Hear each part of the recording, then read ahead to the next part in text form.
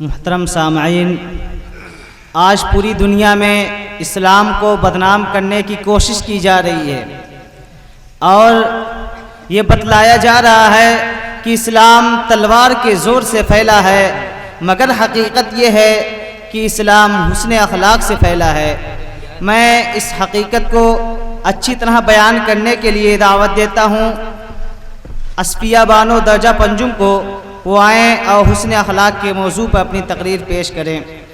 زندگی کو تا ابد ممنون احساں کر دیا، زندگی کو تا ابد ممنون احساں کر دیا، تو نے اے خیر البشر انسان کو انسان کر دیا۔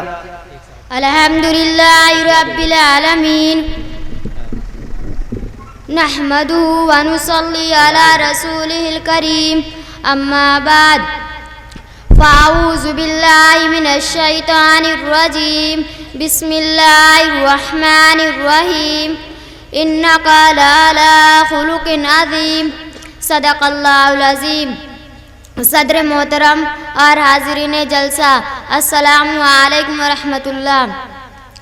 ابھی میں نے آپ کے سامنے کلام پاک کی تلاوت کی ہے، جس میں اللہ عز و جل نے حضور اکرم صلی اللہ علیہ وسلم کے ایک وصف کا بیان کیا ہے کہ اے محبوب صلی اللہ علیہ وسلم، ہم نے آپ کو بلند اخلاق کا پیکر بنا کر بھیجا ہے۔ چنانچہ حضور پاک صلی اللہ علیہ وسلم کی حیات طیبہ میں اعلیٰ ترین اخلاق کے نمونے ملتے تھے۔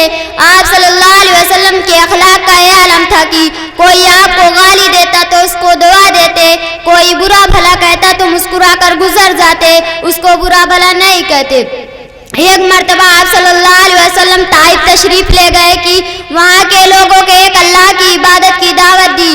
آپ کا پیغام سن کر وہاں کے سردار بگڑ گئے اور بہت بے رخی و تش روی سے پیش آئے۔ جب آپ واپس ہونے لگے تو شریر اور بدماش بچوں کو پیچھے لگا دیا کہ انہوں نے اتنا پتھر آپ پر پھینکا کہ آپ کے جسم طہر سے خون جاری ہو گیا اور جوتے مبارک خون سے تر ہو گئے۔ آپ صلی اللہ علیہ وسلم نڈال ہو کر ایک باغ میں بیٹھ گئے۔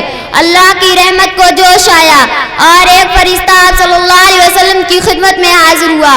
کہا کہ آپ اگر حکم دے تو دونوں جانب کو آپس میں ملا دیں اور یہ سب بستی والے اسی میں پس جائیں، مگر قربان جائیے اپنے آقا صلی اللہ علیہ وسلم کے اعلیٰ اخلاق پر کی۔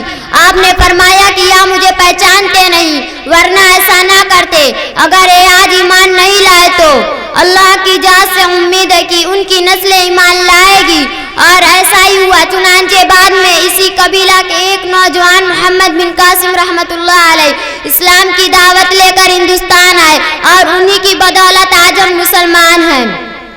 الہی رحم کر کوشار طائف کے مکینوں پر، الہی رحم کر کوشار طائف کے مکینوں پر، الہی پھول برسا پتھروں والی زمینوں پر۔ جہالت ہی نے رکھا ہے صداقت کے خلاف ان کو، جہالت ہی نے رکھا ہے صداقت کے خلاف ان کو، بیچارے بے خبر انجان ہے کر دے معاف ان کو۔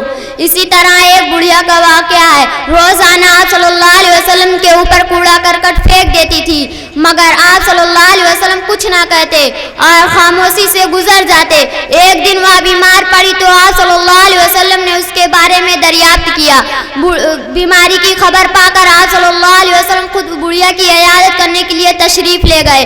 بڑھیا نے جب آپ کو اپنے پاس دیکھا تو رو رو کر آپ سے معافی مانگی اور اسی وقت ایمان میں داخل ہو گئی۔ آج دشمنان اسلام نے یہ غلط خبر پھیلا رکھی ہے کہ اسلام تلوار کے زور سے پھیلا ہے، مگر حقیقت یہ ہے کہ اسلام حسن اخلاق سے پھیلا ہے۔ ایک حدیث میں آقا صلی اللہ علیہ وسلم نے فرمایا، جس کا مفہوم ہے کہ مفلس وہ نہیں ہے جس کے پاس روپیہ پیسہ اور مال و دولت نہ ہو، بلکہ مفلس وہ ہے جو قیامت کے دن بہت ساری نمازیں، روزے، زکوٰۃ، حج اور تلاوت و تسبیح کا ذخیرہ لے کر حاضر ہوگا، مگر کسی کو گالی دی ہوگی، کسی کا حق دبایا ہوگا، اس نے جو لوگوں کا حق مارا تھا اس کے بدلے میں اس کے نیک اعمال ان کو دے دیے جائیں گے، یہاں تک کہ اس کی تمام نیکیاں ختم ہو جائے گی۔ یہ حدیث ہم کو اس بات کی طرف متوجہ کرتی ہے کہ ہم بندوں کے حقوق اور اپنے اخلاق و معاملات کا بہت زیادہ خیال رکھیں اور اپنی جان سے کسی کو کوئی تکلیف نہ ہونے دیں۔ جہاں تک ہو سکے لوگوں کے ساتھ بھلائی کرنے کی کوشش کریں تاکہ ہمارے نیک اعمال ہمارے پاس محفوظ رہیں۔ اللہ سے دعا ہے کہ اب تک ہم نے لوگوں سے جو بد اخلاقی کی ہے اس کو معاف کرے اور ہم کو معافی مانگنے کی توفیق عطا فرمائے، آمین۔ اور آئندہ کے لیے عزم کرے کہ ہم کسی کے ساتھ برا سلوک نہیں کریں گے۔ وآخر دعوانا ان الحمد للہ رب العالمین۔ السلام علیکم۔